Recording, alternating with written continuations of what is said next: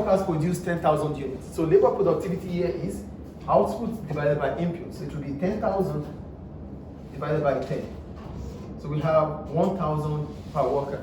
That is labor productivity. Do we get it or not? Labor productivity is output per worker. So if 10,000 units were produced, hello, are you here? Yeah, I'm listening. Please sit properly then. 10,000 units is being produced. How many individuals produce 10,000 units? To get the number of individuals that produce 10,000 units, we divide the output by inputs. So 10 workers for 10,000 units. So how many was produced by an individual? 1,000. 1,000. So it is output divided by inputs. Do we get it? Yes. That is labor productivity. Then we have capital productivity. When we talk about capital productivity, we're talking about the amount of capital employed based on the output. So how do we get our capital employed? Our capital employed is total assets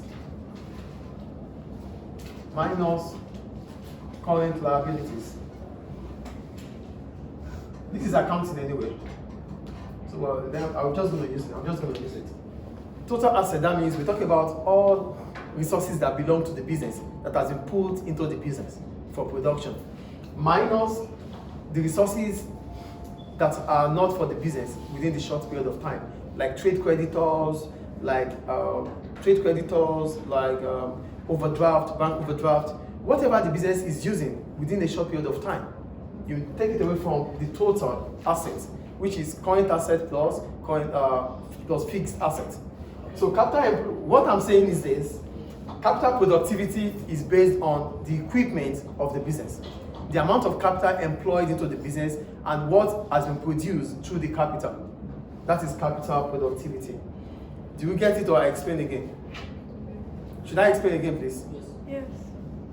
For labor productivity simply means the output based on the numbers of workers.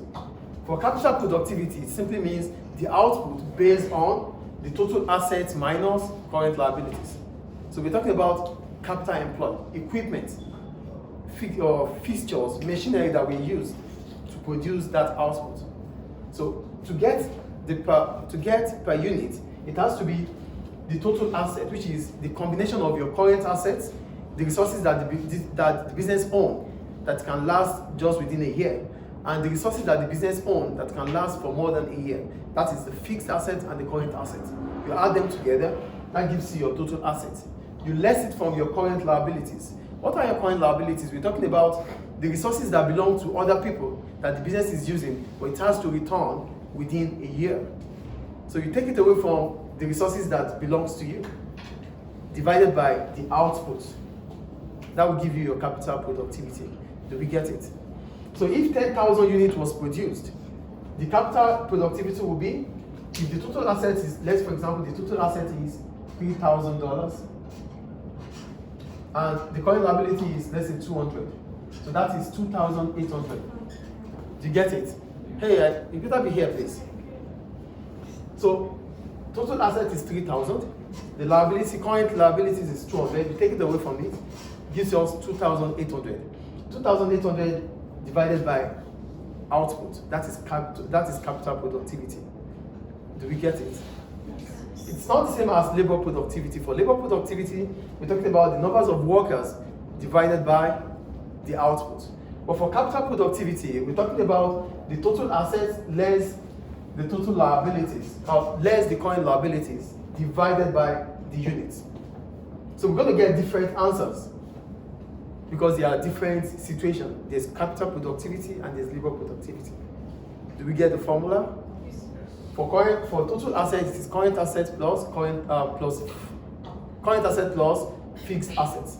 Then current liabilities are those liabilities that we have to pay back within a year. You take them away from this, then you divide your unit, whatever you have produced, which is 10,000, you take it away from here. That gives us capital productivity. Is it clear? Yes. Any question about that? Then we have, then we have the importance of specialization. Why is specialization important?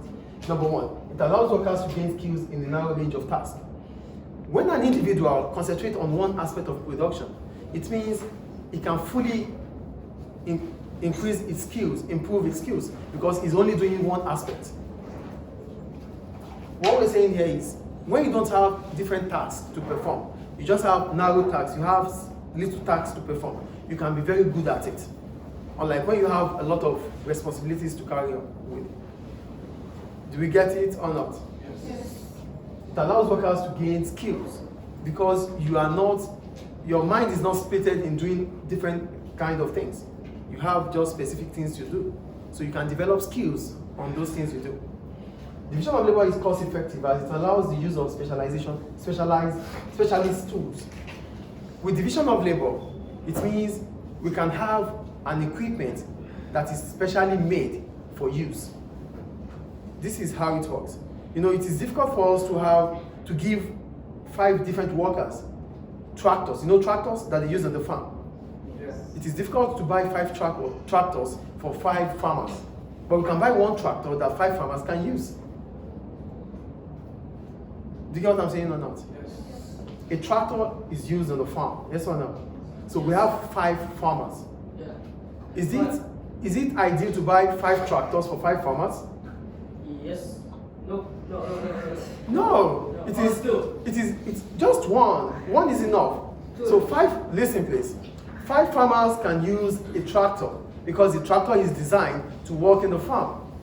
But buying 5 tractors for 5 farmers is not rational. Do you get it? So we can design a specialist tool for a lot of workers to use.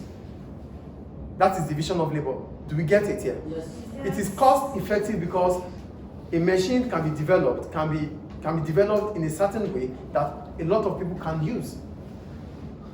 Do we get it? Yes. The third one, it saves time as workers will not be constantly changing tasks. Because they have given me the job to teach business and economics or to teach business or law. I don't have to start thinking about how to teach chemistry, physics, So I'm not going to waste time. Do we understand? So I'm not moving from one subject to another. Do we get it? Yes. And the last one, workers can concentrate in what they know how to do best. When you are given what you know how to do best, you do it well. I don't like that already. When you are given a task that you know how to do, then you do it well. Yes or no? Yes. So your concentration will be on that aspect and you'll be happy doing it because this is what you know how to do. So this is all about division of labor and specialization. Any question about it?